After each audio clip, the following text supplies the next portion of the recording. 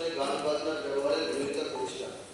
আমি নিজে একজন সঙ্গীতপ্রেমী মানুষ, তাই উৎসব অনুষ্ঠানে সঙ্গীতের মার্জিত এবং শ্রুতিমধুর ব্যবহারের সমর্থক আমি। কিন্তু বর্তমানে আমাদের চারিপাশে সামাজিক অনুষ্ঠানে সঙ্গীতের নামে পাশ্চাত্য সংস্কৃতির প্রাধান্য বৃদ্ধি আমাদের কৃষ্টি সংস্কৃতিকে বিকৃত করছে। ডিজে সাউন্ডের বিকট শব্দে হাসপাতাল, বৃদ্ধাশ্রম সহ গৃহে থাকা অসুস্থ বয়োজ্যেষ্ঠ নাগরিকরা চরম মানসিক ও শারীরিক হেনস্থার শিকার হচ্ছে। শ্রবণ শক্তির ক্ষতি হয়। ডিজে সাউন্ড সিস্টেমের উচ্চমাত্রা শ্রবণকারী আশেপাশে নাগরিকদের শ্রবণ শক্তি ক্ষতি করতে পারে। স্ট্রেস ও উদ্বেগ বাড়ে, ঘুমের ব্যাঘাত ঘটে, ছাত্রছাত্রীদের পড়াশোনায় ব্যাঘাত ঘটে, পশু পাখিদের সমস্যা হয়। উচ্চস্বরে ডিজের ব্যবহারে গৃহপালিত পশু পাখি সহ রাস্তাঘাটে বাজারের পশু পাখিও ভীষণ ভীতসন্ত্রস্ত হয়ে পড়ে। বায়ু শব্দ দূষণ হয়।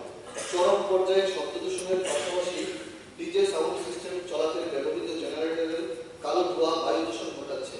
আমি মনে করি আমাদের এই অপসংস্কৃতি থেকে বেরিয়ে আসতে হবে। আধুনিকতার নামে পাশ্চাত্য সভ্যতার বারবারন্ত কোনোভাবেই মেনে নেওয়া যায় না।